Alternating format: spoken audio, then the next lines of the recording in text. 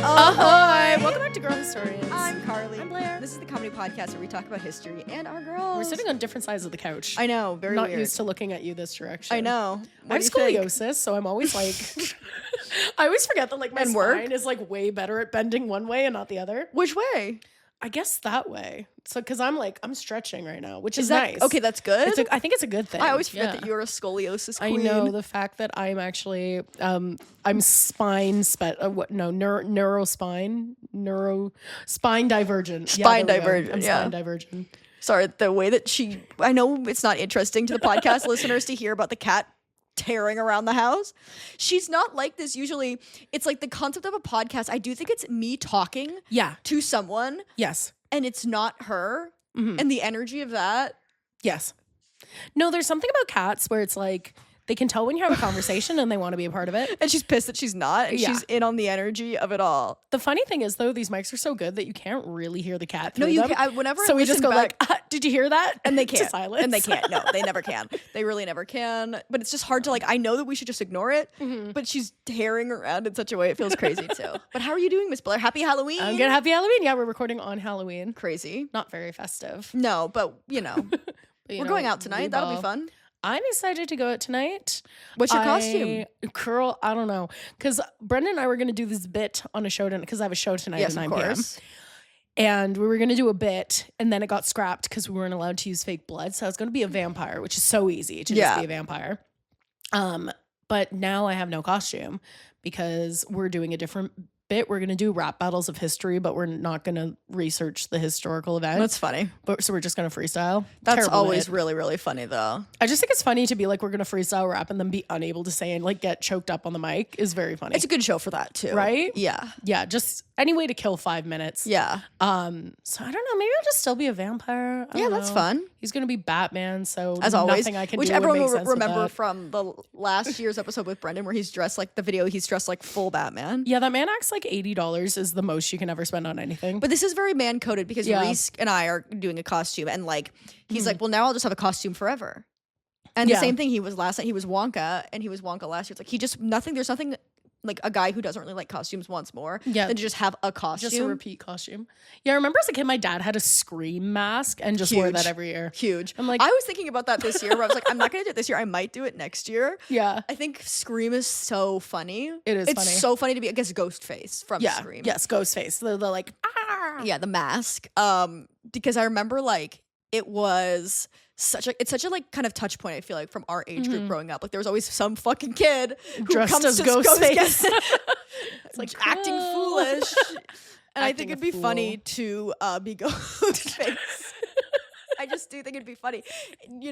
Halloween 2026, just 27-year-old woman rocking up as Ghostface. Yeah, and you know what? Why the fuck not, quite frankly? And I'm missing a mask a bit. I think I would enjoy having a mask. There's something nice. I remember one year I was a sexy ghost. Fun. And I just wore a sheet and cut out 2 boobs. That's funny. And I was like, that was great because I didn't have to do fuck all. I know. I didn't have to do anything. After we're done here, I have a meeting, but then I've got to go to Shoppers to get no.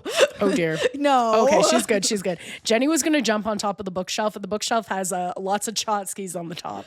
Yeah, and it would have been a bad scene. I know her abilities. She's not making it from where she was jumping, Anyways, I've got to go to the Shoppers to get an eyeliner to do a beard. And because you're Leonardo DiCaprio? I'm going to be Leonardo DiCaprio from really good. One Battle After Another, specifically. That's really good. Bob Ferguson. Yeah. And then Reese is going to be Benicio del Toro's character from One Battle After Another, the sensei. Yes, that's crazy. Yes. A crazy costume. Definitely. So that'll be a lot of fun. I feel like last night when we were doing the show, we had kind of more of a cool costume, so it's now nice to have a dorky costume. Yes. Well, last night we as an improv group were the You can't say that. No, you cannot. You have to cut that out. We were nothing. We were something. We were a group costume that's a secret. We were a group costume that was a secret. Yeah, don't worry about what it was. But we looked really sick. We looked cool. We were wearing berets, and then the boys were all wearing balaclavas. Yeah. Changed their personalities. Oh, it was horrifying. I was like, these should be illegal because the way that they put the balaclavas on and immediately were holding up guns,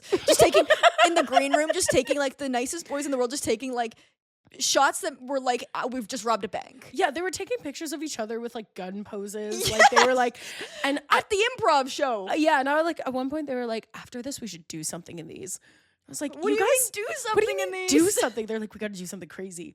I'm like, you guys want to do crime? You guys want to go out and commit a crime because you're wearing balaclavas? The anonymity of the balaclava compounded with just like the association it has with violence, I think is really, really powerful. Oh yeah, it was crazy. Well, it's crazy because all the photos from last night of the guys are them like flexing, like holding out guns. There's a picture of Malik where he's like literally doing this.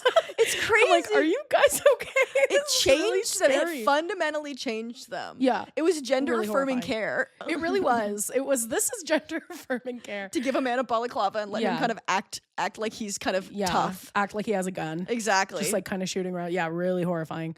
We looked awesome. You, Gazelle, and I were all wearing berets and little sunglasses. That was I just awesome. thought we looked really chic. We just looked chic as fuck. I'm like, I think really I'm chic. going to just wear a beret and sunglasses. I think that's going to be part of my look. I think it's good. Very cool. It's a good look. I used to have a red beret, like the exact same one as the black one. I feel like I looked cool. When did you have that? Like not long ago. Because I feel like I remember it. Yeah, I feel like I got rid of it when I moved like this time. Okay. Like it was a recent thing I had, and I had a little brown coat at the time, like one of those like teddy bear coats. Yeah, that's pretty chic. It was pretty chic. I gave away that coat to a charity, but I'm like, I kind of wish I'd taken it because I know it was very like trendy, but I'm like, the teddy bear coat was just like, what a good idea. I know. First year and second year university, I had one. I feel like I got it from like Urban Outfitters or whatever. Mine was huge from Garage. Huge ass teddy bear coat. And same thing. Like I wore it literally nonstop. It obviously is so dated to that time, but was so warm, so cozy, so cute. If I still had it, I feel like I would wear it. I feel the same exact way. I feel like I could see it coming back like sooner rather than later. Definitely. Well, I think it's one of those things that now it's been removed from the trend cycle long enough that if you wear it, it's just because you like it. Yeah. If that makes sense. Like sometimes I feel like we don't want to wear those things when the trend cycle is over because then we look untrendy as opposed to being like, I'm going to wear this regardless. Like I'm going to wear a trench coat or like a work jacket or a barn jacket even when they're not trendy. Oh yeah. I just love. Well, because those are also like when people are like, oh, trench coats are out. It's like, bitch, trench coats were invented hundreds of years ago. They never left. What are you talking about? Trench coats are out. Yeah. Because I can't do the trend girls. No, I think we've talked about this before, but I think this is also just how people are feeling in general. It's like, I can't. Like, Exhausted. I can't. It's not meant for a regular life. And I also think now the trends have gotten like, respectfully, like the trends are giving capital in the Hunger Games. Like whenever I see like a trend girl walking around, I'm like, you're literally effing trinket right now. Like people are dying. You gotta look in the mirror, girl. People are dying, and you've got your bloomers over your striped tights and your crazy fucking chunky shoes. Like you look cool. But you're scaring me. But read the room. Yeah.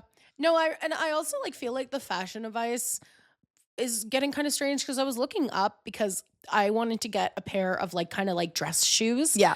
And so I ordered a pair of like ballet flats that I really like. And one thing about you, the way you research a shoe, like any kind of purchase, I can't make a fucking normal purchase. You guys without can't doing believe a it. year of research. You guys would not believe it. It's bad, like guys. It doesn't. It's not good. It just doesn't influence any other part of your life. So it's so funny to me. It's literally just if you're buying like not secondhand something online, I freak out. The amount of research Blair will be like, I want to get ballet flats, and then 6 months later we'll be like, I think I might get them today, and I'm like, you haven't gotten them.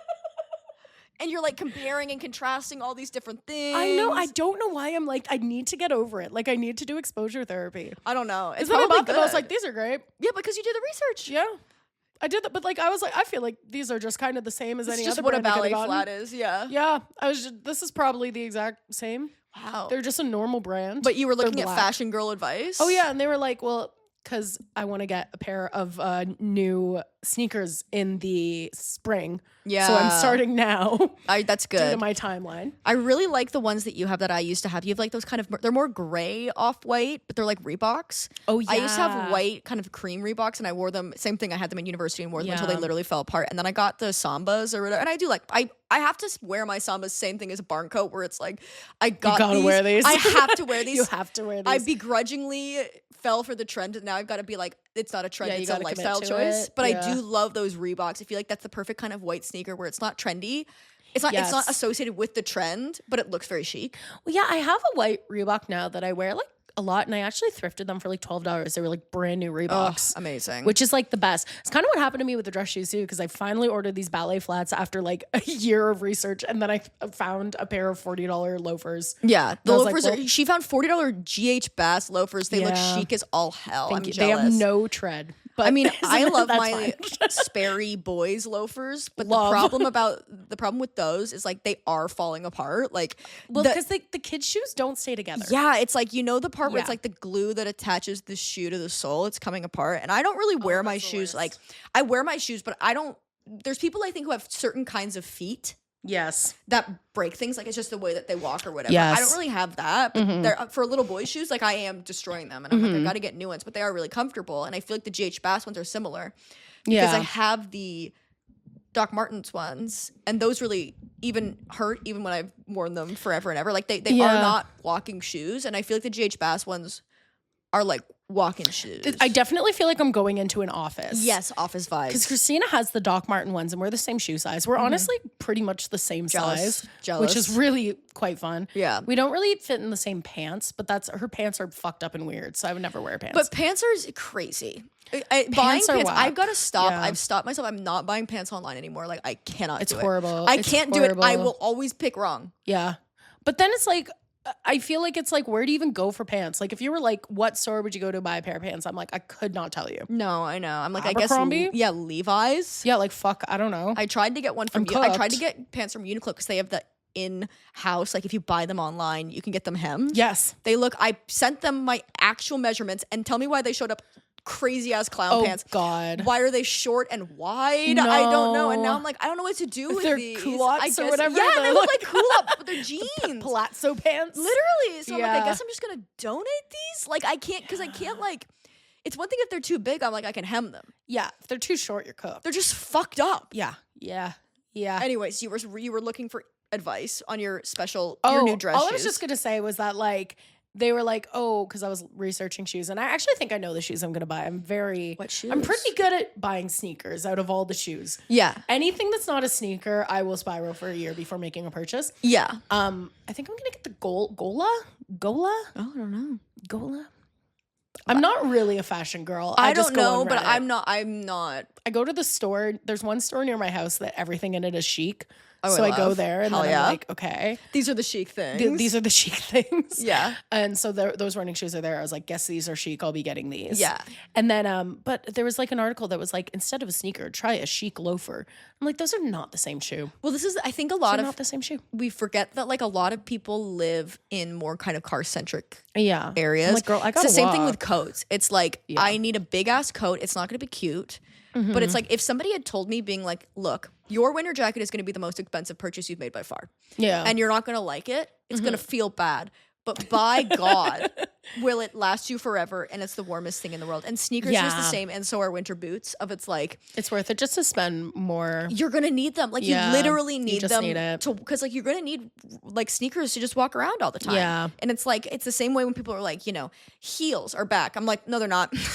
They're not. I'm telling you, they're not. I don't know where you think I'm wearing these heels. Because I'm walking. Like, even if you're just walking to the subway, it's like, I'm not walking in heels. I thrifted like a little pair of like brown heeled boots, and I'm like, this is a heeled boot is I'm good. Gonna go to the like, if I'm going to the opening night of a show. Yeah. I'm gonna wear these. You're going to a play. You know, going to a play. Fancy dinner. I'm not showing up for coffee in a heeled boot. I would love to be a chic French girl that way. I know. In the summer I turned pretty. There's like a couple episodes where Belly goes to live in Paris. Spoiler alert. But it's my God, why would you spoil it for me? But the show has been out. I'm not telling you anything about that. It's okay. I know it's the summer she turned pretty. Yeah, she turned pretty that summer, and then it's 2 summers afterward that. Yeah, sure. But it's very kind of like Cezanne Rouge French girl, like little sweater, cardigan, blue jeans, and like a heeled boot. And I was like, that's so chic. It'll literally never be me. Yeah. But it's so chic. I love it. A heeled boot with a jean and a little sweater. Also, like, all those Cezanne sweaters I'm obsessed with. I know. But they're wool, and obviously I would literally never wear them. But they're so cute. I also just like don't trust myself yet with buying like a nice knit piece because I will fuck it up. You know what I mean? Yeah. Oh, I'm totally. Like, I'm always on the Suzanne website being like, today I'm going to do it. Today? And then I go to thegap.com. Yeah. I think that's best, you know? No, literally. Jennifer's in the window. I love that girl. You're thinking of getting another cat? Yes, we applied for another cat today named Bagel. We applied for a cat named Apple Dumpling that we didn't get. Well, Apple Dumpling went TikTok viral. Yeah. So, this is Christina's way of getting it. She sees a cat go viral, and then she's like, she wants a viral cat. Yeah, she wants a viral cat. She wants a cat with fame. But yeah, just getting Jim a little friend. That'll be so much fun. It feels like such a risk getting a second cat because they could just hate each other. Like my mom's cats don't like each other. But I think, you've created an environment where they will like each other. You know what I mean? Hopefully. You just got to give them time. Right? Like, you just got to, allow them. They're not going to hit it off off the bat. Because when we got 2 dogs growing up, we took one home because we got him from the airport. We rescued him, but, I don't know why the fuck he got on a plane. Whatever. Vomited on the plane, covered in vomit, ran away at the airport, had to find him, but crazy shit. Brought him home. Wait, you had to take him on the plane with you? They didn't No, ship we picked him up you? at the airport. Oh my God. But we didn't get on the plane with him. He flew from Ohio or whatever. Oh, did he have a friend to fly with? No, They just put him on the plane? Yeah, I think that might be why he was traumatized. He was a rescue too. Oh. Noah was, may he rest, mentally ill king, but loved my That's so mom more sad. than anything in the entire world. That's so he was beautiful. good. But we introduced him to my other dog, Max. Yeah. And we're like best friends, brothers. And Max went towards him to be like, oh, let's play. And Noah let out a human scream. And we were like, well, that's not great. It's done. And then they really, they get along after time, I think, for the most part. You gotta let him cook. And Jim is not I feel like Jim's not hard to get along with. Jim is a lone wolf, kind of does her own thing, but Jim is not aggressive. Jim is not it's not like Jim is a hard personality. No, she's not. I think if we do it right, she'll take to a cat, especially a cat that's younger. Yeah, a mentor. She's gonna be a mentor. She can be a little mentor. Because we were we can never get another cat for Sophia. Sophia is hard to get along with. Yeah, I love my queen, and I love a nasty woman, well-behaved women rarely ever make history. But they can't have little cat friends. No, but I feel like Jennifer could rock with a little cat Oh, eventually. yeah, absolutely. But not in this apartment. That'll be for 100%. later. Yeah. Well, your apartment's such a good apartment, but I could see you making a move. Yeah, eventually, but not right now. No. Things are so crazy right now. You've got a great spot. I love it here. And famously, my dream apartment is the apartment above this. But that's the same as where I am. I'm my dream apartment is upstairs and I will get there one day. No, that's what I'm thinking. I'm once I'm financially in the position where I could pay it, because it is way more expensive than this place, because this place has great rent. What is it upstairs? It's $4,000. It's not $4,000, it's $3,000. Oh, yeah. And that's a lot. And here's $1,000. Yeah, that's crazy. No, it's a little bit more than that. No, I'm kidding. It's $2,000. Yeah, I was thinking because I pay $1,000. Do you know what I mean? I was like, no, I'm lying. Yeah. It's I think it just got upped again, and it's 1,900. Yeah. Which I get it if you live literally anywhere else, is that's crazy. But for Toronto, that is extremely good. Dirt cheap. That is crazy. We got that basis. It's the same it's the same rent that this apartment was at 7 years ago. That's crazy. Because we offered to clean and paint it ourselves. Oh, beautiful. But we didn't paint it. Or really. Yeah, whatever. But I was like, yeah, I'll do that. And now Jenny's eating paint. Eating queen. Love her. She's got to get that snack on. I know. She's got to get her little snack. Every morning I wake up and I'm like, and how much paint did we have last night? I'm working on it. I feel like whenever you talk about cat stuff online, somebody's like, yeah, you shouldn't do that. It's yeah, we know we shouldn't do it, but the cats are crazy. I'm working on it. I'm putting tape on the places where she's eating and she doesn't like the texture, but she's just crazy. And I understand. It's she's just a baby. She's a baby and she's hyper. And when you go on r/cats, most toxic place in the entire world. Oh, yeah. I actually think QAnon is a no, more... r/cats is the most hostile environment it's you can possibly find on Reddit. It's worse than the incels. It's worse than the incels. At least the incels have a brotherhood. Yeah. You can be like, lol, look how cute my cat is on r/cats. And they'll be like, this cat is depressed. You should be ashamed of yourself. This cat is depressed and it needs a vet and a surgery. Exactly. And it has a tumor. Exactly. It's okay. I was looking up something because I was so sick the other day. I got my COVID booster, which you should do, but it did knock me out in a huge way for a day. And I felt bad because she's so young that we do have to play with her a lot because she's fucking crazy. Mm-hmm. So we're playing with Jenny 3 or 4 times a day. And I was like, I literally can't. And I feel so bad. But I'm horizontal. Eventually, I was just lying on the ground, kind of loosely playing with her. But I was looking online being does anybody have any tips for that? And one of the the posts that was on Reddit was I'm chronically ill and I can't take care of, I can't play with my cat. And it was people being you should be ashamed. And I was this person is chronically ill. They're going through it. Let them live. We don't have, there's no, empathy is not a term in r/cats. No, it's not. The empathy doesn't exist on the internet. No, we've lost it. Yeah. No, it really is. Like, people just come at your ass.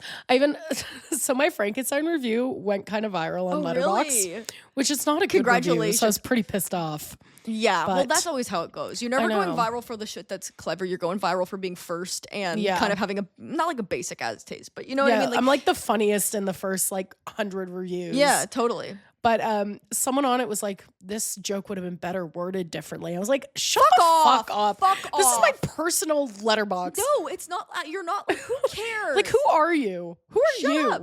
Okay, Leave me joke alone. reveal. Okay, so I didn't know Conan O'Brien was parsing through Letterboxd I reviews. know. I was like, who the fuck are you? Some guy named John with like a fucking like AI avatar. I was like, oh my God, leave me alone. I think we're gonna see like a real kind of mass exodus from the internet, Please. in the next couple of years. I need it. It just feels like everybody now gets constantly like criticized, and that is part of the gig. Sure. Yeah. But it's exponential. It feels like now, like in the time since I made my first video at the very end of 2020, I think. Yeah. Which is insane.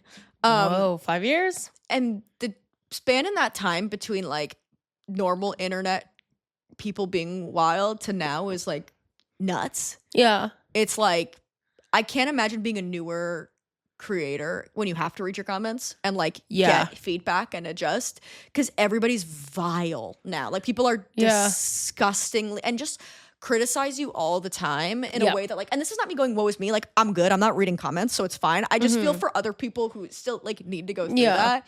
And I feel like, or even somebody like on TikTok where there's like way more comments, or even like Spotify's added comments now or whatever. I mean, like everything is a comment now. Everything is everybody's weighing in on everything now. And it's like, I feel like we're going to lose a lot of people because of that, because it's just too much. Oh, yeah. It's a great skill, I think, to have in general, going through the whole publication kind of process and getting like edits on my manuscript. Every single time my agent sends an email back, they're like, I know this can be scary, but thank you for sharing. And I'm like, girl, I've had to audition. I'm hardened. I've had to audition for non-union commercials. I have performed stand-up to aggressive, rude crowds, or improv to rude crowds. Yeah. I'm on the internet. Like, nothing can hurt me. Yeah. So I do think like it is good. I mean, you don't want anyone to go through it to feel that way, but like, if you ever have to go through an experience where you are just then criticized in a normal way, I think you'll realize, Blair, that you are so you don't know how hardened you are until you're exposed to it and you're like, oh, I don't care about that at all. Yeah. Well, because recently, and maybe I'll keep this in just for the Patreon episode, but to our patrons, I'm sorry that I accidentally kept the HelloFresh sponsorship in the episode. I know. Somebody messaged me. Guys, frankly, I don't know what I'm doing. Yes. And that's the beginning and the end of it. Yes. So sorry about that. This is my apology. Yeah, and people make mistakes, and people are allowed to be upset because that is one of the parts of the Patreon. Fair enough. But also, you're just, people make mistakes. I'm just frankly a dumbass. We're really new to sponsorships. Well, you're not, but no. I am. The podcast is. Yes. They're doing it in a crazy and to your credit, way. I'm giving you no help. I'm very laissez-faire. Yeah, you're not doing shit for me. No. I'm just kind of here. I'm talent. Yeah, you're talent. I'm figuring out new things. But this is the shit on the internet. Like, nobody actually cares. Like, people care in the sense that in the moment they care, but nobody ever is like wishing you ill. They're just like, hey. But that's the stuff where it's like, I appreciate kind of learning on the go like that a little bit more. You know what I mean? Like, I'm like, oh, feedback that you could actually take and be like, oh, yeah, that was maybe a fuck up. We won't do that again. That's nicer, you know? Totally. And I think that's why, like, even when I'm talking about feedback on the internet, I'm saying, like, not me. Because I do feel like generally, whenever my videos, anybody watches them who it's not meant for, it's hell on earth. Oh, yeah, for sure. It's actually hell on earth. That's how I ended up a Beatles meme, a Beatles Palestine meme. Like, my content, it should be password protected, quite honestly. It should be like, you need to know. That was a funny meme, though. Oh, well, this is the thing about all of them. Meme. There's also one in the Beatles Circle Jerk Reddit that's like me when I'm in a Get Facts Wrong About the Beatles contest, and this is my opponent. And it's a picture of me, and I'm like, that's funny. Like, that's funny. That's so mean for no reason. I wish it wasn't funny, though. But again, it's like, because my brain's been melted, like, I don't really care. Yeah, it's like whatever. But yeah, whenever you're like, I think a lot of times when adults watch your content, you're getting good feedback. Because it also is fair, like that video where I talked about McLennan on my YouTube channel. Beatles fans watched it, and Jesus fucking Christ. Oh my God. Well, anytime there's any type of like really intense fandom, it's like, oh God, you're so cooked. Yeah, and I didn't know that still existed. Hey, Jenny! But they were correct. Like, I got like facts wrong, and that made me be like, okay, I am gonna slow down and like make a video a month if that's the bandwidth I have to like make sure that what I'm saying is correct. Like, again, even if it is like mean, quote unquote, it's also correct. Like, I can't be like, if somebody's being mean and it's something that you don't actually identify with, it doesn't matter. Yeah. Like, if it's that thing of being like, if somebody insults you and is like, you're dumb, and you're like, well, I know I'm not, or like, you're being an asshole. I get mean girl energy on the internet all the time, but I like, no, I'm not. So it's like, it doesn't really bother me because I'm like, well, I literally can't do anything about that. And I know I'm not. Yeah, you're fine. So it's fine. But it's like, if I'm wrong, you cannot jump at the camera. No, she's fine. She's just looking. Okay. But if it's correct, that's when it's the same thing as like an improv note where they say like, if you get a note and the next day you're thinking about it, that note's probably correct. Yeah. Because you know it's true. Yes. Where it's like, if it's not true, you're like, okay, it doesn't matter. You're like, hey, I don't fucking care. But if they're like, well, you weren't listening in that scene, you're like, no, no, you're not. You're right. I wasn't. It's also just like, it's hard to get. It's not hard, but like I had a moment with something recently on the internet where I was like, I think I've just like officially reached a place where my opinions can still change, but like a 100%. Lot of my opinions are now pretty set. Yeah. Like there was something, I was on TikTok because I've been on TikTok more because I deleted Monopoly Go. Huge update. Monopoly Go. Went right back to TikTok. Yeah. Ricocheted right back. Well, it's like when people quit drinking and start smoking cigarettes. Exactly. You have to do one thing. I'm off my drinking Monopoly Go onto smoking TikTok. Yeah. But I was on TikTok and there's something that like everyone was getting really upset about. Which could be said about literally anything. Could be said about anything. Anytime you're on TikTok, it's like people were upset about this thing. Well, and the way that people get upset on TikTok is so different because it just like boils into something where like people just start saying one thing that's just kind of like a spark notes of what actually happened condensed into like a comment. We're also discourse pilled. It's like people believe a thing that has been said without ever thinking about what they actually think about the situation, without taking in the nuance of the situation for themselves. They just hear that, go, that sounds right. Yes. And then people are arguing. It's just discourse pilled people arguing on either side, but it's like it's not what anybody actually thinks. It's also the argument thing that like, which is why I don't really argue about politics with a lot of people unless I actually think I can change their mind. It's like, you're not going to change people's minds. So what's the fucking point? Yeah. Well, and it's like there's a very like, it's so interesting to realize that like you are of a different generation where it's like the young people, especially on TikTok, are very, very like Puritan. They're very like, obviously not everyone. No, but that's like, also being young. Like when you're young, it's very black and white. I remember that. Oh, being like 100%. Nuance does not exist when you're young. Everything feels the most. Yes. But it's hard when it's like you're an adult woman trying to have a nuanced discourse with a 12-year-old. Yes, exactly. it's like the 13-year-old is not going to agree with me, and that's fine. That's fine. But there's stuff where it's like there is a little bit of like, oh my God, like I just kind of remember everyone being more messy than this and no one really caring. Yeah, definitely. So it's kind of interesting that like it's a lot more policed now, it seems. I remember reading there's a New York Times article, but boo. But this is when I was getting the New York Times delivered like 2 years ago. And then their opinion pieces kept being so bad. I was like, I have to cancel this. I can't. You know Christina spends $70 a month on different New York Times I do know this because I see her. The newspapers in your house are insane. No, that's the fucking Globe and Mail. Oh, sorry. No, that's the other newspaper. No, oh my God, sorry. Continue and then I'll tell you this separately. Anyways, I do think about this article. I really enjoyed getting a newspaper. It was just that all the opinion pieces would be like, racism is fine. And I'd be like, no, we got all the gay rights we need. Exactly. The trans people are doing too much. Exactly. Like that was the opinion pieces, just like, I'm a bigot. Am I a bigot because I'm racist? And you're like, yes. Why are we giving this man 7 paragraphs to explore like, this? You could just if you've decided you're just going to be a racist, that's weird. Like, but you don't need to write about it. No, it's not fine. But it's like you're going to do that. Yeah. Why are we discussing it? If you're going to do that, you're a weird racist. The New York Times doesn't need to give you a column to express how troubled you are about being a weird racist. When you obviously know that you are and could just stop. And you're a troll. Like some of these people, this is a side tangent, but so many of these people are just trolls. And the reason they bring it up is just because they want they want to like trigger people. Oh, sure. Like they don't actually even believe these things, which is a side note. Trigger the snowflakes. But they were talking. I was this article that was talking basically, it was like this long form profile talking to different 13-year-olds about what it's like to be 13 these days. Literally made me want to put a gun in my mouth. You could not pay me to be 13. Yeah. And one of the things it was talking about was this girl. They're still using Snapchat, and her friends like. She was on the outs with her friends for like a week and a bit because she posted something that they said was fat phobic, and then they didn't talk to her for a week until she like made an apology as if she was a famous person. I don't know what she said. I don't remember. Yeah. But I remember being like, this is so different, but you can so see the kind of like the effects of like what our generation did. Yeah.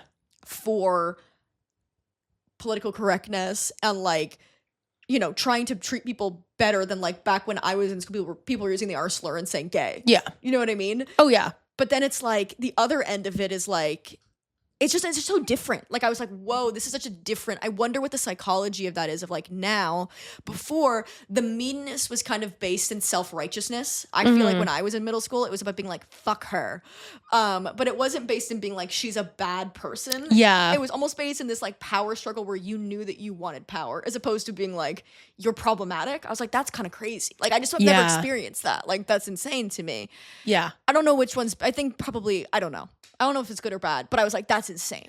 I think it's just like it is hell to be a young person. Yes. And hell is a teenage girl. Hell is a teenage girl. And I do think that like you're totally right where it's like we actively create the environment for the next generation. And so then it's we're like, whoa. It's crazy for us to be like one generation removed and be like, they're nuts. Like we didn't set the stage. No, we were on BuzzFeed. That's on us.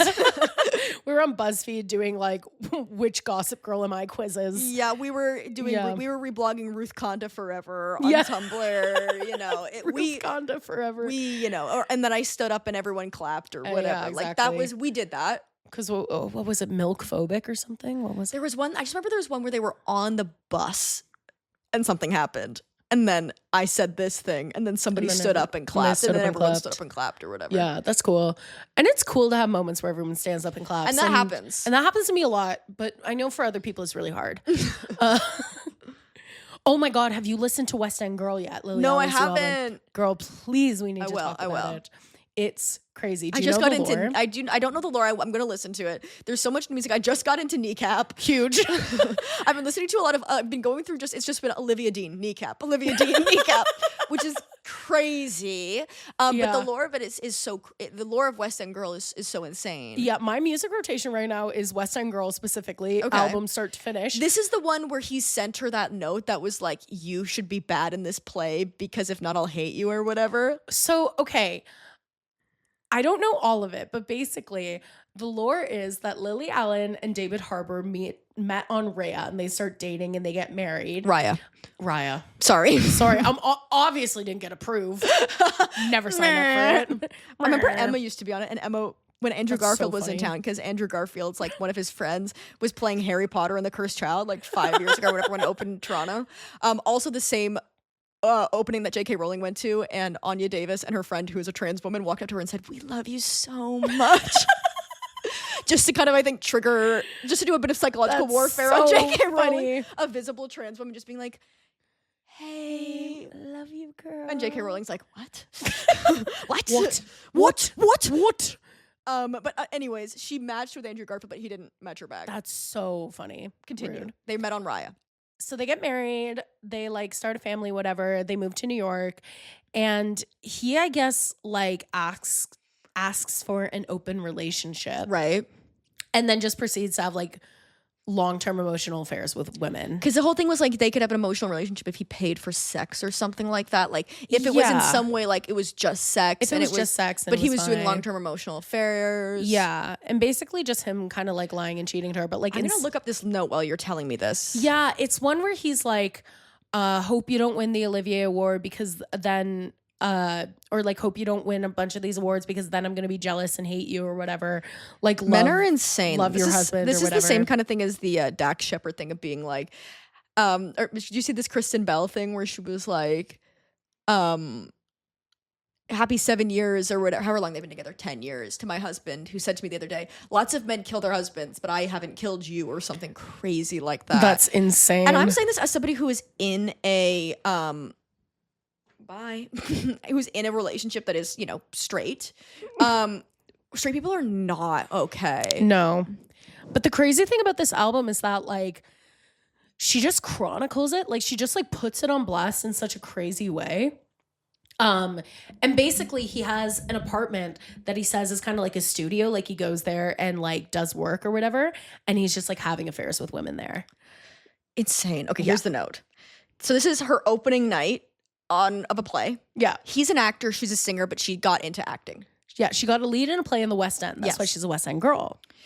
My ambitious wife, these are bad luck flowers, because if you get reviewed well in this play, you will get all kinds of awards and I will be miserable, your loving husband. Crazy. Insane. An insane thing to write. Crazy. It's like, I'm really happy for you.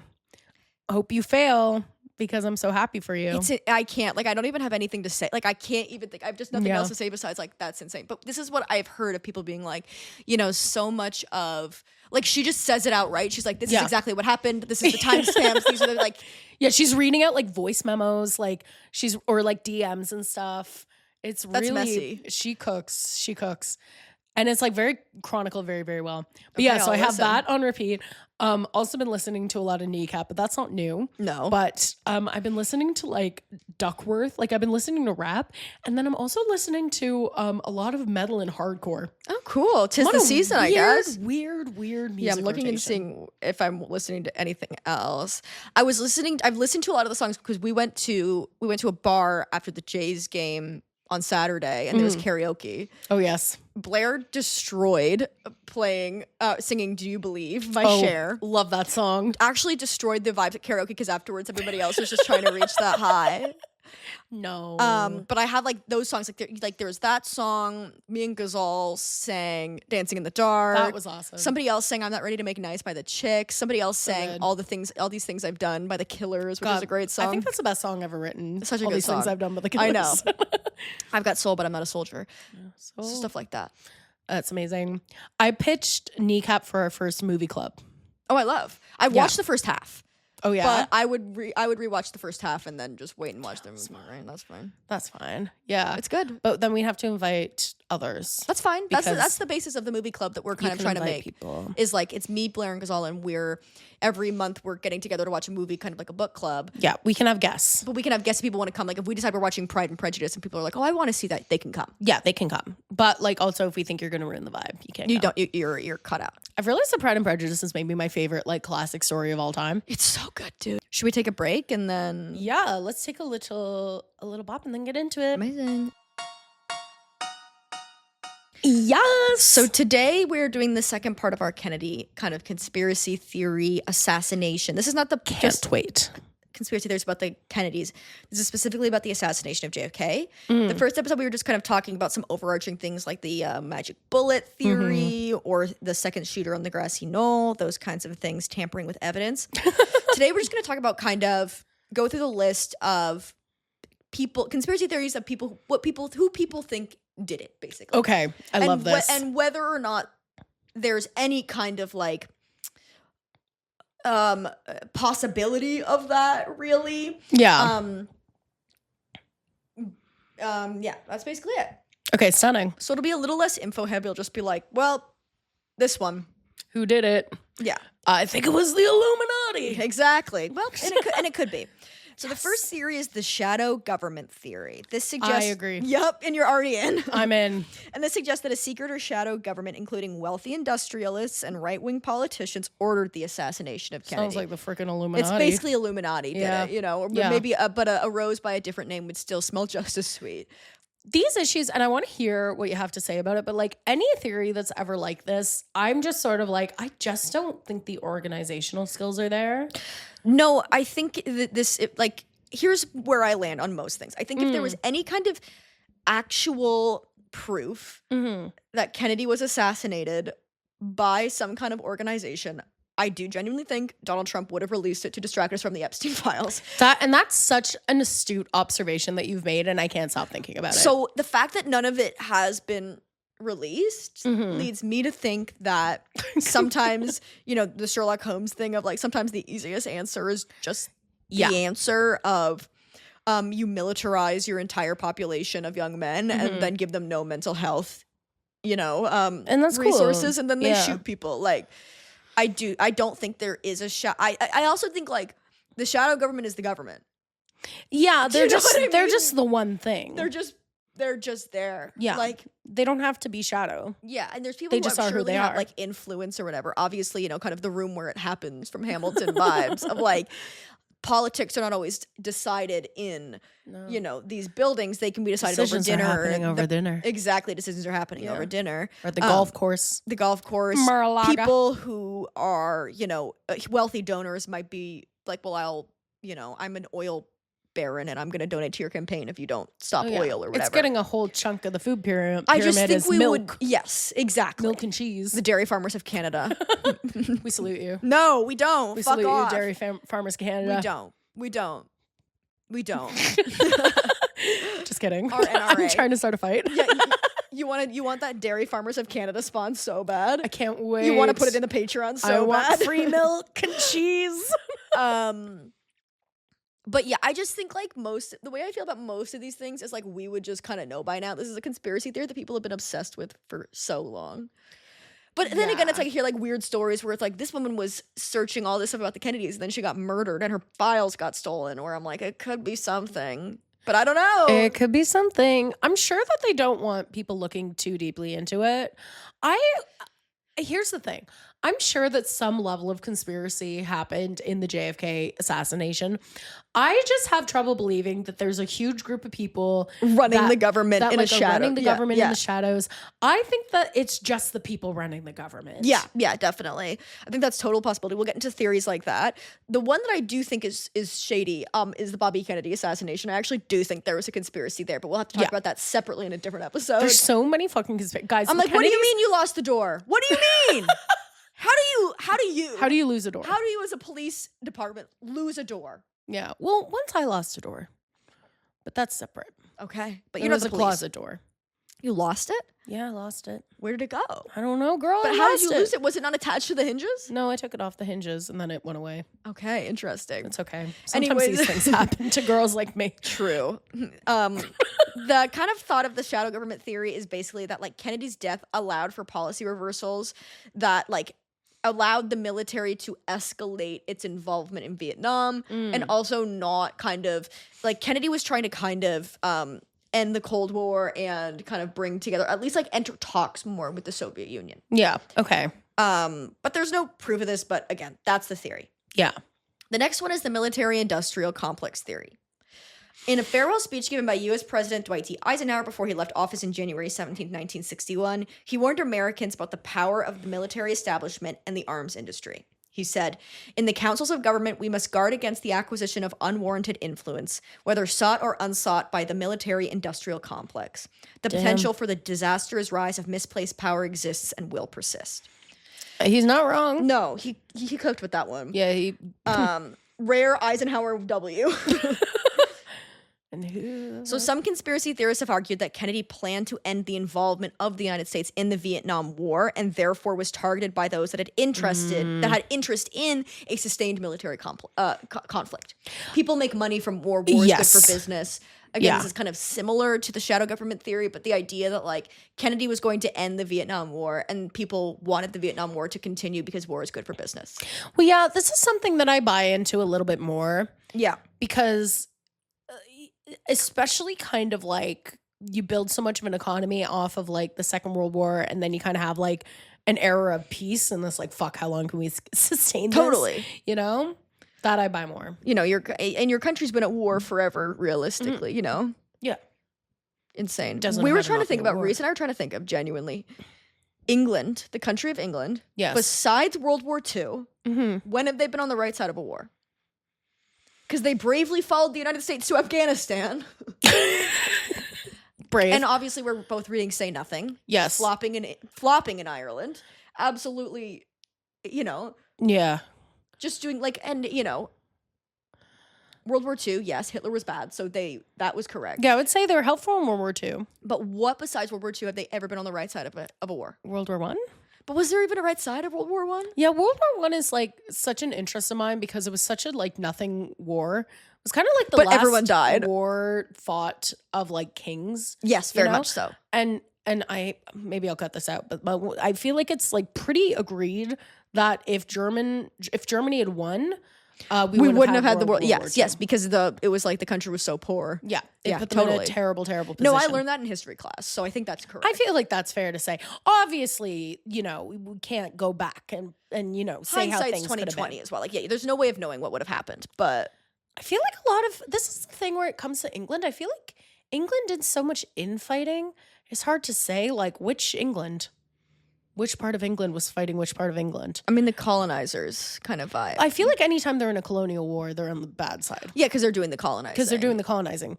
But in terms of like infighting within England, I don't know. I have no information. I don't know about that. Scotland won, obviously. If they're fighting against Scotland, they lose. Yeah.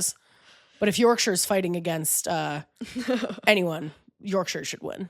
Okay. Yeah. Then thank you for weighing in. That's exactly what I wanted. Yes, thank you.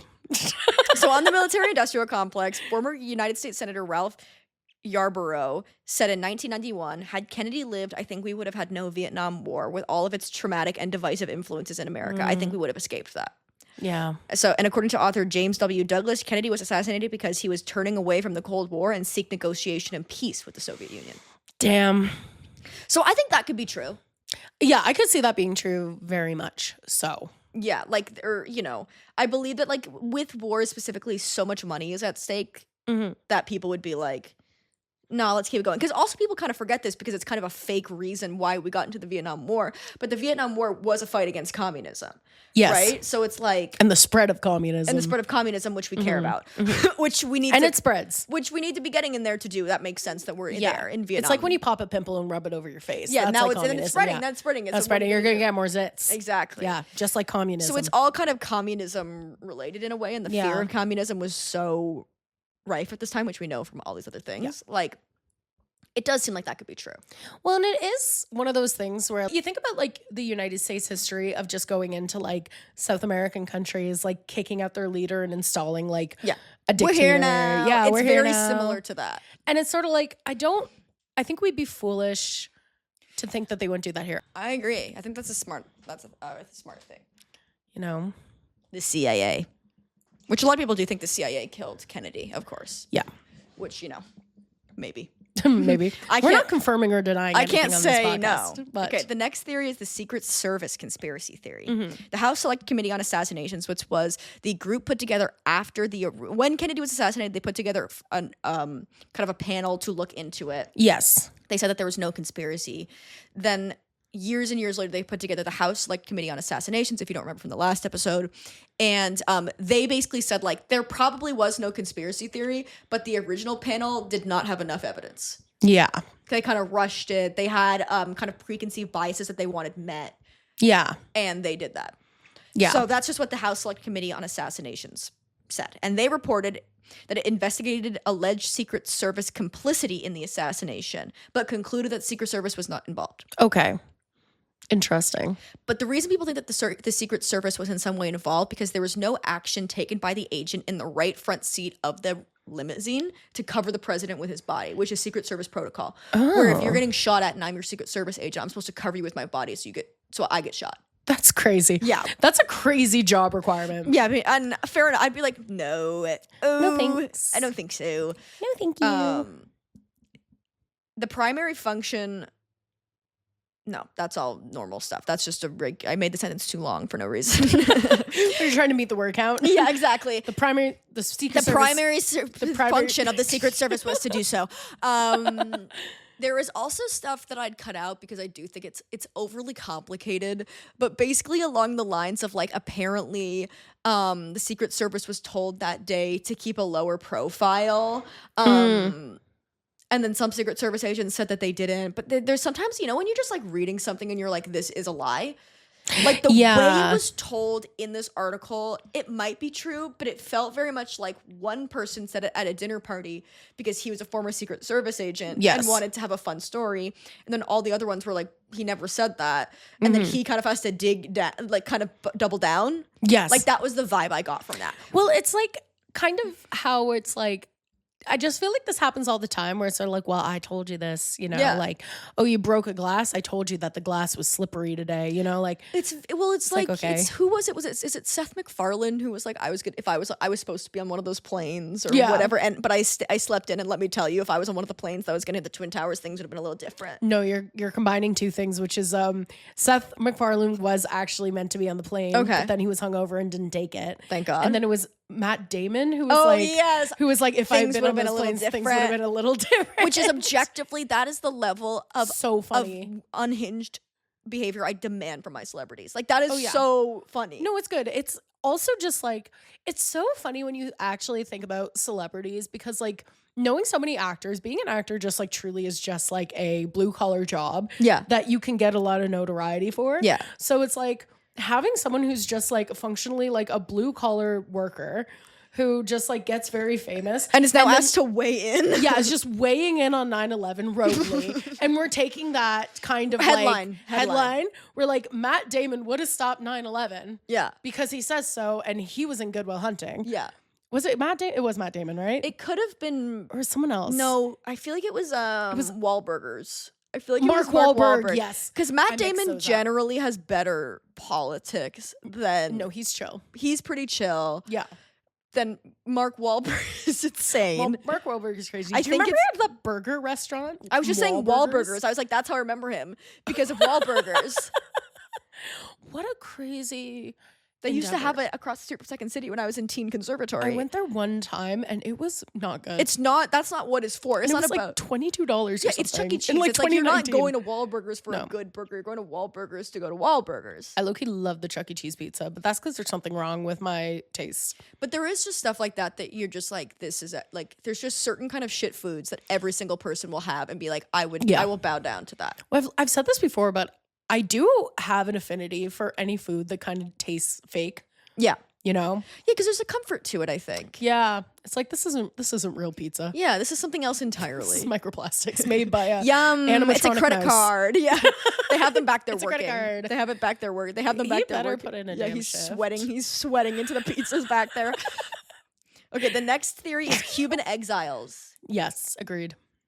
The House Select Committee on Assassinations wrote, the committee believes, on the basis of evidence available, that anti-Castro Cuban groups were not involved in the assassination of President Kennedy. But the available evidence does not preclude the possibility that individual members may have been involved. Okay. So it was not a large conspiracy theory based on Cuban exiles, aka anti-Castro Cuban groups. So it's people who are anti-communist again. Mm-hmm. This idea that JFK was trying to kind of extend a hand to the Iron Curtain. Okay. So those, and people wanting to stop it. Yeah. So basically in normal speak, it's like the panel was like, this was not a concerted conspiracy attempt by a group, but the individuals could have been involved. Or it could have been a motivation for individuals. Yes. But it's not like KGB or whatever. It's not like Cuba did it as a whole thing. Yes. With the 1959 Cuban Revolution that brought Fidel Castro, you might have heard of him. Might have heard of him. Justin Trudeau's father. Justin Trudeau's dad. Many Cubans left Cuba to live in the United States, and many of the exiles hoped to overthrow Castro and return to Cuba. And their hopes were dashed when the failed Bay of Pigs invasion happened in 1961. Okay. I need to read up on Cuban history. I know nothing about it. I don't know nearly enough about it. I know nothing about it. Yeah. I really don't. I also want to go to Cuba. I really want to go to Cuba. I've never ever gone, and because my sister's American, so we weren't allowed to travel there. Yeah, that's true. And now I'm like, I really want to go. Is your sister American? Yeah, but she's dual. Oh, that's cool. But when we lived in America, but you're just Canadian. I'm just Canadian. Real. Which is good. People are like, no, you let that go, and I'm like, yeah, that's fine. I'm good, girl. Girl's fine. Although it probably would have made traveling to the States a lot easier. Now. Yeah, that's true. I mean, actually, they knows? stay deporting American citizens. Maybe so it'd make it worse. Because Yeah. you have two, they'd be suspicious. They'd be like, which one's fake? Yeah, which one's fake? Which one are you lying about? Anyways, I do want to go to Cuba. Reese went to Cuba when he was a kid, and his dad smoked a cigar on the beach, and Reese cried because he thought his dad was going to die of cancer. My dad loves Cuba because let me just say, met him twice. Of course, Canadian men love Cuba. Especially because my dad was always like, well, because there's no playground. Americans there. Yeah, of course. There's no Americans there, so we love Cuba and Canada. This is the thing. There's a really, I don't want to spoil it, but there's a very like sweet part at the end of Say Nothing. I'm on like the last 80 pages where Brendan Hughes his idol is like Che Guevara. So he goes to Cuba. And does this like trip where like he sees his grave and takes pictures with like all these sites, and it's like the most fulfilling thing he's ever done, and then he goes back home and dies. Yeah, I figured. I was thinking about this because I know where some of the things end. I don't know how all of it ends, and I was like, I know Jerry Adams is alive. Yeah, haven't heard about Brendan Hughes in a bit. No, yeah, and this is the whole kind of Jerry Adams government, like British government, kind of spy, because he didn't get killed. So people are like, he might be a spy. Well, this is or informer. Well, this is kind of like the end of the Say Nothing book is crazy because I did watch the show. Yeah. And don't spoil too much for me. No. Well, because like I'm learning it still. Yeah. I'm not going to say anything else, but like it is just kind of like, this is the fucking peace deal. Nuts. Peace deal. Yeah. Was insane. And I'm realizing how little I knew about it. Well, yeah, you get this book is fantastic. It's Say Nothing. It's like one of the most famous nonfiction books I feel like of the last like 10 years or whatever. Yeah. It's fantastic. I would really recommend reading it. Blair and I have been reading it. Yeah. And reading it with tandem, a friend. unplanned. Yeah, but it's fun. I would recommend, like, if you can get a friend to read it with you, it's very fun to be like, this is crazy. Yeah. I was listening to the audiobook this morning and Reese came back into the room and I was like, and I was like, you know what's crazy is mad. He's like, it's sad. And I was like, yeah, and you know what's crazy? It's never happy. And yet every time I listen to it, I'm like, oh, it's like, I was like, what? Yeah. Yeah, it was a bad situation for all parties involved. It was insane. But it really adds context to like why the peace deal was even struck in a way. Like, because before I was like, well, why would they sign this peace deal? You know, a united Ireland, free the 6 counties and all that. But I'm also like, I might be like, hey, I really don't want my child to get literally gunned down in the streets. You know what I mean? Yeah. Like, peace, like, if war and violence is the thing that you know for so long, all of a sudden you're like, I just want it to end. Like, it does give a lot of context to that. I do think we will see United Ireland in our lifetime. I don't think the youth are happy about how things are going down. I think we'll see a United Ireland. I believe in a United Ireland, but like, I do think it's like, it's crazy to read it and just be like, I think it does a really good job. And from my research, there are people who are critics of this book in terms of like the way things are portrayed. Yeah. And the way things are maybe not like always the truth that everyone agrees on being the truth. It shouldn't be the only, it's not the definitive whatever. Yeah, I wouldn't take it as the definitive, but that's like also when you're reading nonfiction, you can't rely on one source as being like an ultimate truth. So I will say that, but like what it does a really good job of doing is really kind of like humanizing the situation and not demonizing one thing over the other. No, the whole time you're reading it, you're just like, this is crazy. Yeah. No, the part that was sad was that part where like those 2 British soldiers got like torn out of their car because they drove by the funeral procession and they got torn out of their car and shot dead after the priest was like, don't. And then they were like, we'll kill you, priest. Yeah. And I was like, well, I get why they're doing that because like our loyalist just threw a hand grenade into a funeral. Like, insane. Yeah. I understand why the vibes are bad, but it is just like violence begets violence begets violence begets violence. And I'm not like necessarily a huge pacifist. Like I understand that. I don't know if political change happens without violence. I don't support violence, but I don't know if change has ever happened without it. Yeah. So it's complicated. I am not an expert on this by any means, but the book does such a great job of you just like, this is tough. This is tough. It's a bad situation. It's a tough situation. Really, really bad situation. Well, because it is like, you know, in the day-to-day where it's just like, because I do agree. I think that like if you're dealing with a violent oppressor, you do have to fight back with violence. And I think that the idea of like a peaceful protest is really nice, but we often get that kind of narrative, like, you know, the idea that like MLK was this like peaceful protester is like, that's not true. He was very much part of the resistance. No, he was in the civil rights movement. Similar to, and obviously not meant to be derogatory, Jerry Adams, if you want to come on the podcast. We'll have you on the podcast. Jerry Adams. We would love to have you on the What's podcast. Up, Jerry Adams? We love to have you on the podcast. You did nothing wrong. You did nothing wrong. But there is a kind of thing of like movements need political leaders who distance themselves from the violence because while violence can push the needle on political causes, you know, being met, violence without a political heart, what's the end to that? You know what I mean? Yeah. So it's like all of these things are not separate, you know, like they're all in tandem. Yeah. It's all the same movement. It's all a big machine at the end of the day, right? Yeah, like it's really it's a fascinating book. Yeah. And the way that like, ultimately it was the people that were failed on all ends. And that's kind of the most heartbreaking thing. And I think that Dairy Girls does a really good job of it. I rewatched Dairy Girls after watching Say Nothing because it was so depressing. I was like, I know. I'm feeling a Dairy Girls rewatch too. This book is I was like, depressing. I need to see happy people in Ireland yeah. for a minute. But they do a really good job of when they're like voting on the peace deal, where it's like, it's very much like it felt like giving up, but it's also like you're just seeing so much death and destruction. How much longer can you put up with that? It's like it is in a way, but in another way, it's also being like, I want my children to grow up in a future of Ireland where they're not in danger, you know? Like, I get it. Like, I do get it. I get being like, I don't want my kids to be afraid of being exploded or shot, you know? Like, I get it. It's these people are failed. Like, at a certain point, you're like, can't we just live? Well, and just to have kind of like your leaders who you thought would help you kind of concede to the idea of getting political power. Well, totally. I'd be fucking pissed off too. Well, definitely. And I haven't finished the book. I haven't finished the book. Yeah. But I do think, like, I would be pissed. Yeah. But there is something to be said about the fact that, like, it's not all bad. Like, no. at that point, and people probably know a lot more who, like, are in Ireland, like, let it be said. But, like, at that point when, like, the IRA and basically most left-wing people were abstaining from voting entirely because they didn't believe in the British parliamentary system, which I agree with. But at the same time, too, it's like, you need both. Yeah. Like, you do need both.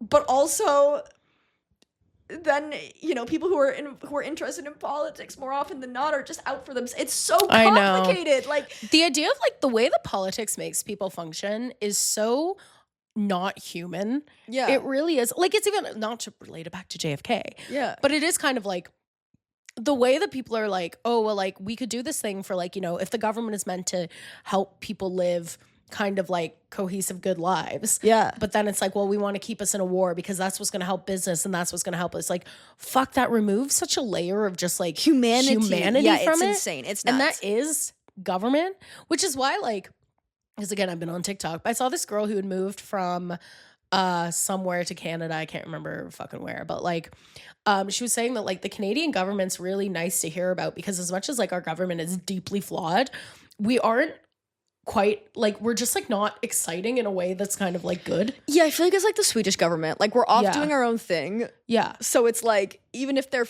annoying and fucked up, it's less. I mean, they are arming Israel. Yeah. Wig. But yeah, it is comparatively when you hear about these really, really huge, horrible governments, comparatively, yeah, they're not doing crazy shit. Government should be boring and you should be able to protest them about building fucking bullshit pipelines through indigenous lands. Yeah. And not have your livelihood threatened for that. Yeah, you know you're not what I mean? worried about being like killed or fired, Crazy. You're allowed to kind of say what you want to say. Yeah. Definitely. So anyway, sorry for that tangent. No, it's really, really interesting. I've been really enjoying the book. As I get more and more into the book, although it's just that, like, I am fascinated by like how much my beliefs are challenged. Like, going into the book, I was very much like, fuck this. Fuck Jerry Adams. And Jerry Adams, if you want to come on the podcast, I never said that. Girl, I'm not having Jerry Adams on the podcast. I'm joking. I don't trust you. I don't trust me. But once you understand the context of the story, even if you don't support it, you understand it. Yeah, which is, I think, is a sign of good writing and good research, of being like, even if you think this is wrong, you're not like, why are people doing it? You're like, oh, well, that's why. It wouldn't be what I would do. Yeah. But it's interesting when you can understand that. Do you know what I mean? Like, even if it's bad, you're still like, you're not like, fuck this. You're like, oh, system's been in place for so long. Yeah, like, it's an impossible situation. That's what it is. It's like it really is. And it does make you think, like, it is coming, like, I don't know. It is interesting to think of like how many places in the world have had like a similar situation and are having it, actively having it. Yeah, you know, it's even in the same with like Australia and Canada with like our indigenous populations. Like, I was saying this to Reese. It's crazy. Like, I was like, yeah, the only difference is like we did a quote unquote what colonizers would identify as a more successful genocide. Do you know what I mean? Like, yeah, that's the only difference. Is like what's taking place over centuries, right? Yeah.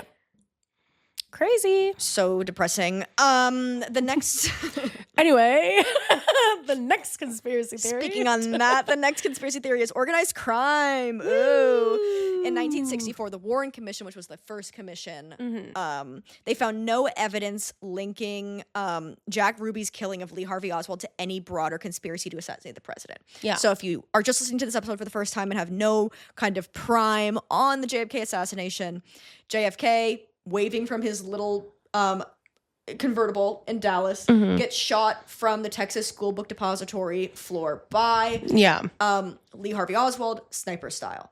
Yes. Lee Harvey Oswald runs, kills a police officer who pulls him over. Then he gets arrested at a movie theater. He's in jail. When they're transferring him to a different prison, he gets stabbed by restaurateur Jack Ruby. Okay? Yes.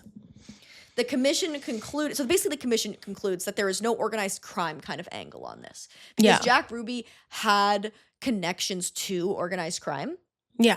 Was the days, everybody was connected to the mafia in some way. Yeah. And so there was kind of people whisperings of being like, maybe this is a larger mafia conspiracy, and because Lee Harvey Oswald got killed, they had to kill him so that he wouldn't, expose the whole operation. Yeah. This is a similar kind of narrative because I think a lot of people get caught up in the fact that Lee Harvey Oswald was killed, so we never get any kind of closure on the situation, where a lot of people think that he could have been a CIA setup, or the CIA killed JFK and Lee Harvey Oswald was just like the setup, like he didn't do it at all. And I don't really think that's true. I think the CIA could have had something to do with it. I don't think Lee Harvey Oswald was set up. I think Lee Harvey Oswald did shoot the president. But because he was killed, the narrative is inherently unsatisfying because people really get stuck on that. Because it is frustrating. It's so frustrating. What do you mean he was killed by a restaurateur? Stop that. Can you imagine Maddie Matheson shooting down the Charlie Kirk shooter? I'd be pissed. What if, though? Be mad. What if? Can you imagine? Hey, I'm making a bologna bowl. What the fuck? Pew pew. Maddie Matheson. That's my Matheson. Amazing. You should do a character. You should do a Maddie Matheson impression. I should do a Maddie Matheson for impression. Your SNL audition. My SNL audition. Hang on, I'm making bologna bowls. I'm a chef. Oh, that's so good. This is really good. So really good Maddie Matheson. The Warren Commission concluded, based on its evaluation of the record, the commission believes that the evidence does not establish a significant link between Ruby and organized crime. Both state and federal officials have indicated that Ruby was not affiliated with organized criminal activity. However, in 1979, the House Select Committee on Assassinations wrote, this is a later commission. Okay. The committee believes, on the basis of the evidence available to it, that the National Syndicate of Organized Crime as a group was not involved in the assassination of President Kennedy, but the available evidence does not preclude the possibility that any individual members may have been involved. Again, okay. Right? So Jack Ruby could have been a part of organized crime. Lee Harvey Oswald could have been a part of organized crime. They've concluded that it's not an organized hit by organized crime. Yeah. They might, The body itself didn't. Yes.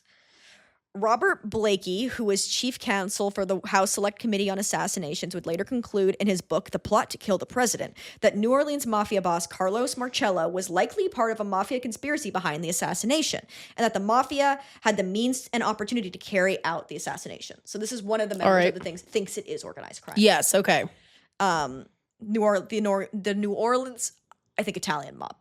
Yeah, they're that's always just me Italian. profiling on the last name, so maybe that's wrong. What? In a 1993 Washington Post article, Blakey added, "It is difficult to dispute the underworld pedigree of Jack Ruby, though the Warren Commission did it in 1964." Author Gerald Posner similarly ignores Ruby's ties to organized crime.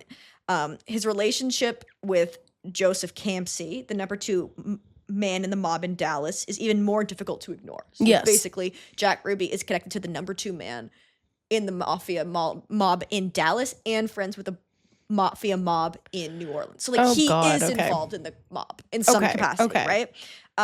It is even more difficult. Okay, that was the end of the last sentence. In fact, Campisi, who is the number 2 man in the mob in Dallas. Campisi. Yeah, Campisi. And Ruby were close friends. They had dinner together at Campisi's restaurant, the Egyptian Lounge, on the night before the assassination. What a name. Yep, the Egyptian lounge. The Egyptian lounge. Can picture the decor. Yeah, and it's not tasteful. Positive. I know what that interior looked like. Could draw it. Yeah, for sure. From memory. Yes, Never been. After Ruby was jailed for killing Oswald, Kempisi regularly visited him. So there is a connection there, obviously. Some conspiracy researchers have alleged a plot involving the elements of the mafia, the CIA, and the anti-Castro Cubans all working together. This is where I'm like, without GCal, how the fuck are you getting all these people together? Yeah, like, you can't drop a pin. You know what I mean? Like now, sure, but not. Yeah, sure. Anthony Summers stated, sometimes people sort of glaze over about the that's not how a sentence works, but go off, King. Sort of glaze over about the notion that the mafia, the U.S. intelligence, and the anti-Castro activists were involved together in the assassination of President Kennedy. In fact, there's no contradiction there. Those three groups were all in bed together at that time and had been for several years in the fight to topple Fidel Castro. Maybe. Sure, yeah. I can't say no. Yeah. That's like, we're the House Select Committee on Assassinations, and we're like, I mean, I can't say for sure no. That sounds sure. Yeah. I just think it's kind of an idea that maybe has less actual proven facts, but just sounds kind of crazy. The 60s was huge for having like whack groups with whack names, you know? Like, I don't know. Okay. I just feel like, why would these guys, if they are all working together, they're all these like high level like crime groups, and they're like, we're going to get this crazy ex-soldier to do it. You know what I mean? Like, I don't know about that. Because I agree. Like, I also think, like, why would you, if you're picking somebody to do Lee Harvey Oswald? Exactly. I mean, obviously, he got the job done. Like, fair enough. Yeah, like, he did it. Can't say he didn't do it, but, like, I don't know if he would have been the one I picked. Right? He did get caught. He did go to the movies. He got caught immediately. He did kill a cop immediately and then go to the movies. He killed a cop in broad daylight with several witnesses and then went to a movie theater. Is that the markings of a professional hitman? Yeah, I don't know. I don't know. Maybe that's what they wanted. I don't know. Yes, then Jack Ruby could kill him. There's a lot going on. Who's to say? Okay. The next conspiracy theory is Lyndon B. Johnson. Yes. A 2003 poll indicated that nearly 20% of Americans suspect Lyndon B. Johnson being involved in the assassination of JFK. And you know what? Why not? Critics of the Warren Commission have accused Johnson of plotting the assassination because he disliked the Kennedys and feared he would be dropped from the Democratic ticket in the 1964 election. Okay. In 1968, Kennedy's personal secretary, Evelyn Lincoln, huge name, wrote in her book, Kennedy and Johnson, that President Kennedy had told her that Lyndon B. Johnson would be replaced as vice president of the United States, that the conversation took place on November 19th, 1963, just 3 days before the assassination of President Kennedy. And it was recorded in her diary that night. Okay. Madeline Brown, who was the alleged mistress of Lyndon B. Johnson, also implicated him in the conspiracy to kill Kennedy. In 1997, Brown said that Johnson, along with H.L. Hunt, had begun planning Kennedy's demise as early as 1960. Brown claimed that by its fruition in 1963, the conspiracy involved dozens of people, including leadership of the FBI and the Mafia, as well as prominent politicians and journalists. Okay. This was a bit like freestyling. Yeah. But, whatever. Sure. In the documentary The Men Who Killed Kennedy, Madeline Brown and Mae Newman, an employee of Texas oilman Clint Murchison, both place FBI Director J. Edgar Hoover at a social gathering at the mansion the night before the assassination. So they think that Hoover was involved in it. This is, again, kind of a bit too conspiracy for me. It's not impossible that Lyndon B. Johnson was in some way involved because he was going to get dropped from the ticket. Power is obviously a corrupter. Yeah. I don't know. And he loves power. He does love power. I don't know Famously. if it's the FBI, the Cuban exiles. You know what I mean? I think it could have happened. Yeah. This is where it kind of just feels like we're kind of throwing things at the wall, because I'm like, I don't know. No, I feel the same way. Like, you're gonna love the next one. Great. George H.W. Bush. Sure, why not? Yep, why not? Some Throw him critics in there too. Some critics of the official findings theorized that George H.W. Bush was involved in the assassination as a CIA operative in Dealey Plaza. In the book Plausible Denial, was the CIA involved in the assassination of JFK? American attorney Mark Lane suggests that Bush worked out of the Houston office of the CIA as an agent at the time of the assassination. In the book Family of Secrets, Russ Baker contends that Bush became an intelligence agent in his teenage years and was later at the center of a plot to assassinate Kennedy that included his father, Prescott Bush, Vice President Lyndon B. Johnson, CIA Director Allen Dulles, Cuban and Russian exiles and immigrants, and various Texas oilmen. According to Baker, Bush was in Dallas the night before and the morning of the assassination. This is giving, we just found out that George Bush was in Dallas and we're kind of... we're spiraling. We're throwing him in. We're throwing him in. I do think this is kind of the fun part of the conspiracy theories. Now conspiracy theories are so kind of right-wing that they're you can't have fun anymore. Yeah. Whereas like this is very kind of fun, classic JFK. George W. Bush was in Dallas. Maybe he was there with the Cuban exiles. Yeah, very much. Jet fuels, don't melt steel beams. Yeah. LBJ was there. Yeah, Dick Cheney made money off the Iraq War. He that did. kind of thing. And he did. That's not even a conspiracy. No, that's just what happened. It's just what happened. Okay. The next conspiracy theory is the Cuban government conspiracy. So we have dude, they love throwing Cuba in there. Cuba taking they hate to see a Cuban winning. Yeah, they do. So we have on the one end Cuban exiles who want to take down Castro as a possibility. Okay. People are also saying the Cuban government supported by Fidel Castro wanted to take down JFK. Okay. In its report, the Warren Commission stated that it had investigated dozens of allegations of a conspiratorial contact between Oswald and agents in the Cuban government and had found no evidence of Cuban involvement in the assassination of President Kennedy. The later commission, the House Select Committee on Assassinations, wrote, this committee believes, on the basis of evidence available to it, that the Cuban government was not involved in the assassination of President Kennedy. I'm getting the impression these guys don't like Cuba too much. No, I think they just don't like Cuba. It makes no sense to me. The basis of these allegations is that it is in retaliation against the CIA's previous attempts to assassinate Fidel Castro. Yeah. Okay. Which I follow the logic there, but like they were just about to, like, again, JFK was trying to kind of start talks and lower the Iron Curtain, so to speak. And if anything, his assassination was way worse for the Iron Curtain in that way. Like they, you know what I mean? They wanted to kind of, everybody was kind of done with Cold War. Like they wanted it to end. And then when we'll get into that when we talk about the Soviet Union a bit, like they were not happy when Kennedy was killed because they thought that it would end, again, usher in kind of more peace. Yeah. Right? Jeez. In 1977, Castro was interviewed and he denied having any involvement in Kennedy's death, saying, it would have been absolute insanity by Cuba. It would have been a provocation. Needless to say, it would have been to run the risk that our country would have been destroyed by the United States. Nobody who's not insane could have thought about it. Which I think is true. And I mean, like, sure. He's not wrong. Like, yeah, you got a point. Like, there is a real thing of being like, they would bomb the fuck out of us. Like, oh, yeah, we'd for be sure. Cooked. Yeah, we'd be done. Yeah. It'd be like a needlessly reckless thing to do. Yes. The next conspiracy is the Soviet government conspiracy. Now, the Warren Commission reported that they found no evidence that the Soviet Union was involved in the assassination. Same with the House Select Committee. Again, people just did not like Russians at this time. Some conspiracy theorists said that the Soviet Union, under the leadership of Nikita Khrushchev, was responsible for the assassination, motivated by the humiliation of having to back down during the Cuban Missile Crisis. Okay. Again, I don't think that's true. According to a 1966 FBI document, the chief of the KGB at the time stated that it was his personal opinion that the assassination had been planned by an organized group rather than a lone individual. Some documents stated officials of the Communist Party of the Soviet Union believed that there was some well-organized conspiracy on the part of the ultra-right in the United States to effect a coup. So the Soviet Union doesn't think, it's not the Soviet Union. The Soviet Union doesn't think it's them. They think it's an ultra-right kind of conspiracy group to do a coup and overthrow the government. Okay.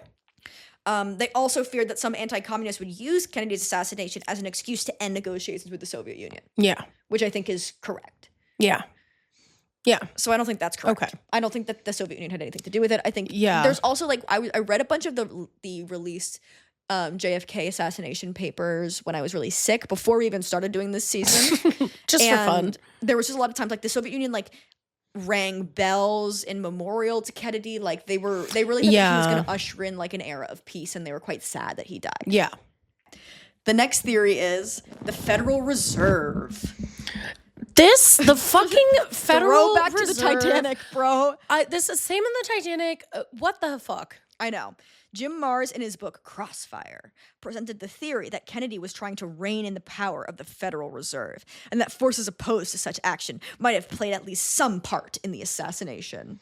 Sure. Yeah, why not? According to Mars, the insurance of Executive Order 11110 was an effort by Kennedy to transfer power from the Federal Reserve to the United States Department of Treasury by replacing the Federal Reserve notes with silver certificates.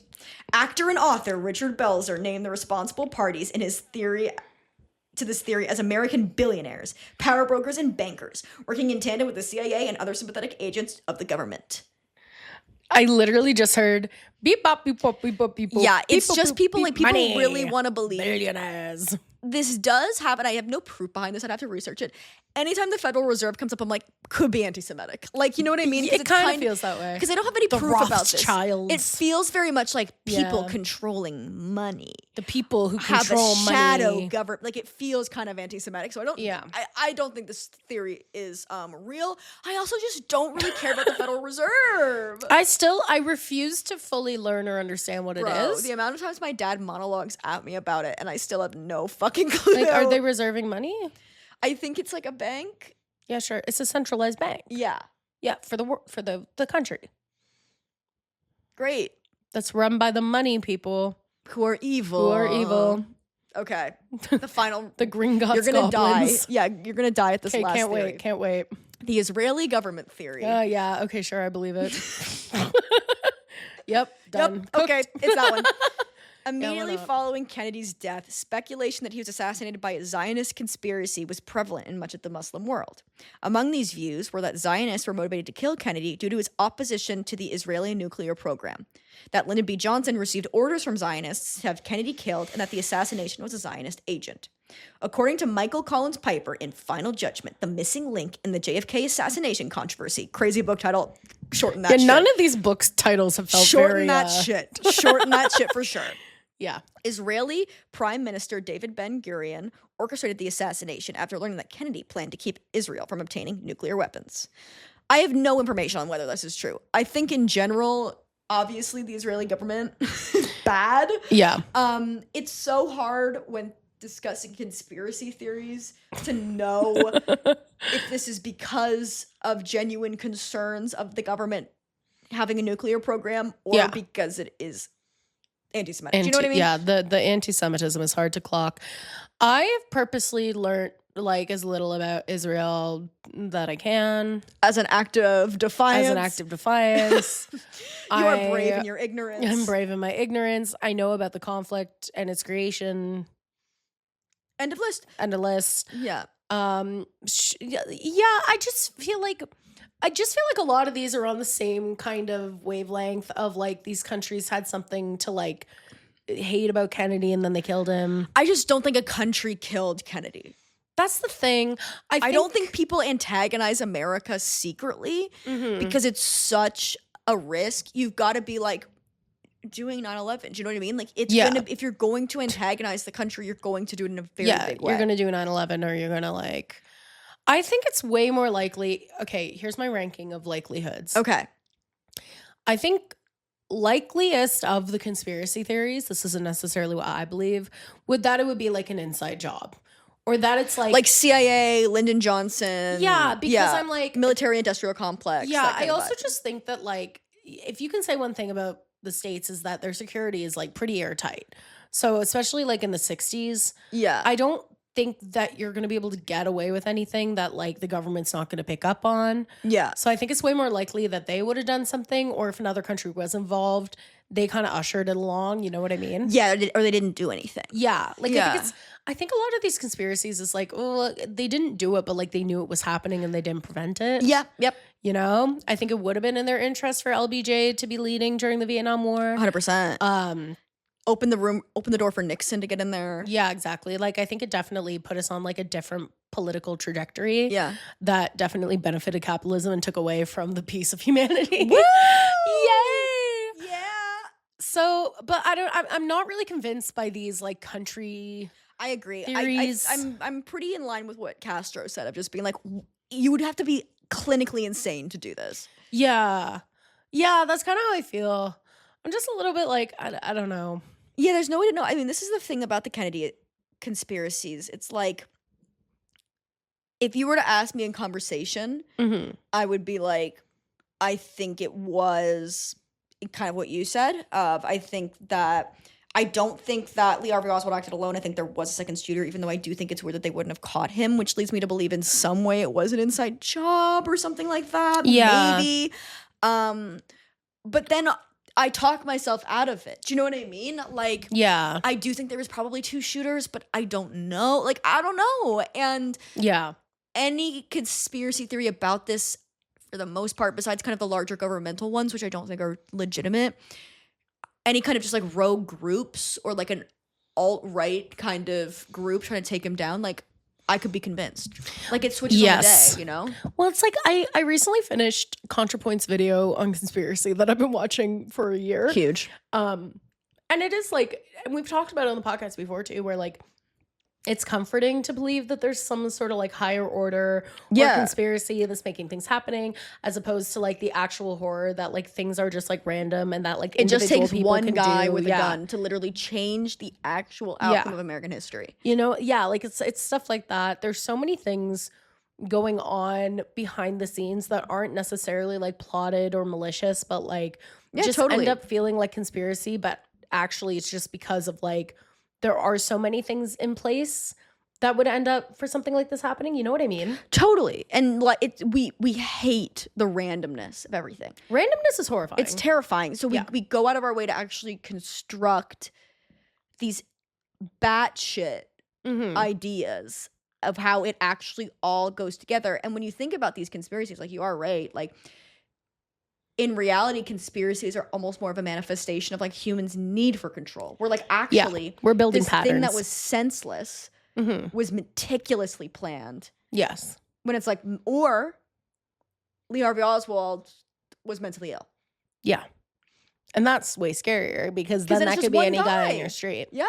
I think the real truth, this is kind of, I feel like a broken record when I say this, but I'm like, I think the real truth is probably somewhere in the middle. As always. You know, I think probably he acted not alone, but I don't think it was like a big enough conspiracy that it went like to Cuba and Israel and the Soviet Union.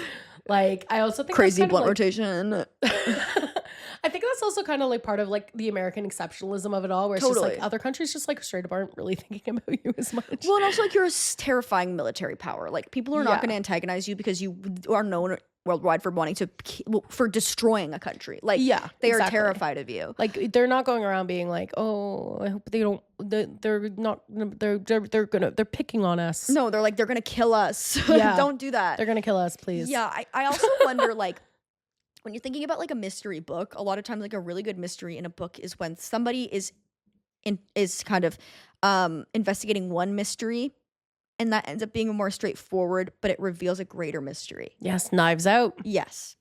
So I wonder if the actual conspiracy isn't who did it. It is Lee Harvey Oswald, maybe part of an organization, but why we do not know about it.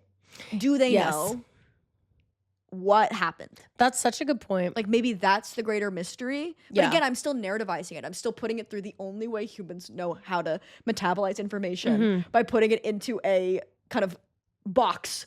But I think the why is so crazy. Like, I always think about this stuff where it's like, the bigger conspiracies are interesting, but like the mundane also gets me. You know what I mean? It's terrifying. Like, the mundane is terrifying. What was the day of? Like, what were you talking to people about? Like, what did you gotta read Oswald know? You gotta read the Stephen King Kennedy assassination book. I will, because I remember a lot of it being like him staking out Lee Harvey Oswald, and staking out someone on a stakeout is boring as fuck. That's so funny. It's just being like, I sat there for days.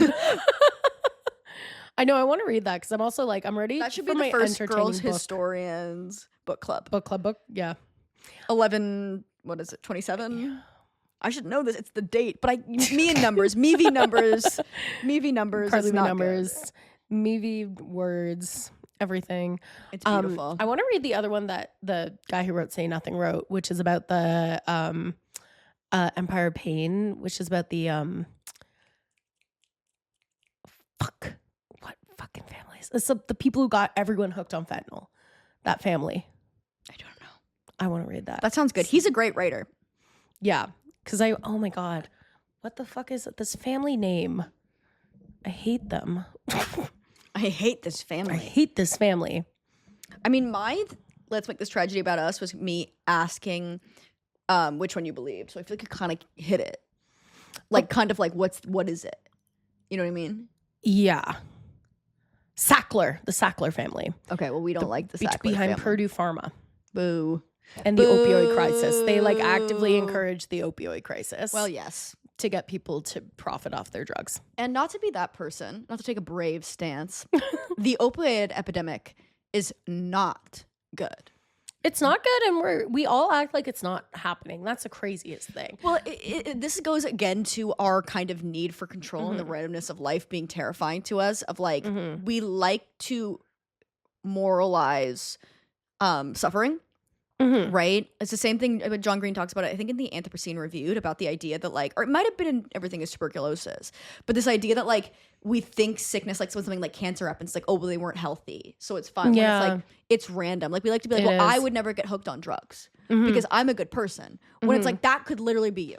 Yeah. Like, all these people have families. They had a life before this. Like, yes, in some ways, it is a reflection of systematic oppression and systems that have failed people, and a large amount of people who do deal with addiction, especially if opioids, are people who have suffered in other ways or are addicted to other things. But it's also like, it could be you. Yeah. You could try it once and it could be anyone. And it's like, we use these systems. I don't know how. It feels like in some way they are kind of put upon us at a young age so that these people who are in power can continue to benefit off of sufferings of others. Because it's like, these systems are put in our brains so that we feel like those people aren't us, but they are us. Yeah. 100%. Like, one thing that Christians got right and religious groups have right is that everyone is your brother, your sister, your sibling. It's true. I think that, you know, I have issues with organized religion, but Jesus, our favorite, the guy who walked the mile, famously, like, that is correct. Like, these people are people. Yeah. They 100%. Are your brother or sister or sibling. It's my mother. Yes. She's been on opioids for years. It's awful. It's awful. Like, it's truly like anyone. One of my friend's fathers, like, one of the only people recorded in Canada to have overcome a fentanyl addiction. Crazy. Like, it's not so far away. And I think it's comforting for us to be like, that's just like not us. But it's like, you have one bad injury. You're done. You get put on an opioid that can fuck up your life, you know, like, it is so, anyway, I can't even get into it. I find it so fucking upsetting. Yeah. And the way we act like it's just not happening at all is crazy. Well, it's very kind of, to me, reminiscent of the AIDS epidemic to a certain extent too, of being like, it's happening to that group of people. It's not happening to me. It's not happening to me. It's not happening. But it's like, it is happening to you. What are you talking about? Yeah, like, at any minute, it's already, I guarantee you, it's already happening to someone you know. Yeah. You just might not know it. Yeah.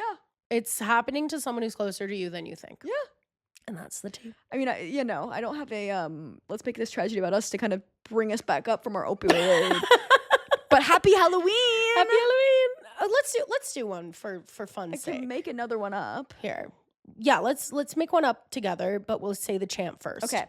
Let's make this tragedy about us. The part of the show where we take the tragedy, we make it about us. Okay, I have one. Oh, huge. Okay. Based off of, obviously, you just posted on the Instagram for Girl Historians, Julia Fox's Jackie Kennedy, Bloody Jackie Kennedy Halloween costume. Insane. Crazy thing to open my Instagram to during the recording of this episode. Yeah. Think, what would your Kennedy adjacent Halloween costume be? I'd be the grassy knoll. Are you kidding? Oh, Blair. Absolutely. You're like, the grassy knoll. Like, I'm the magic bullet. Yeah, you're the magic bullet. Or I'm the man with the umbrella. Yeah. I'd be like a grimace shaped grassy knoll. That's grassy so knoll. Good, Blair. Yes. That is so good. Pretty good. Pretty good. Yeah. Yeah. Or I'd be the you'd be the magic bullet. The magic bullet, or the note in Sirhan's pocket when he killed Bobby. Or maybe maybe I'd be RFK Jr.'s hawk, which we still haven't gotten to, but I've talked about a million times. Yeah. A hawk who kills cops. I have a hawk and it kills cops. And it kills cops. That's really good. Yeah. Look at her. She's so funny. Sleeping on her back with her paws in the air. After running around for a million miles a minute, and now it's on her back. She's so tired. Yeah. Well, that was good. I feel like that brought the mood up. There we go. Yes, we love you guys. We love you guys so much. Thank you for listening. Goodbye.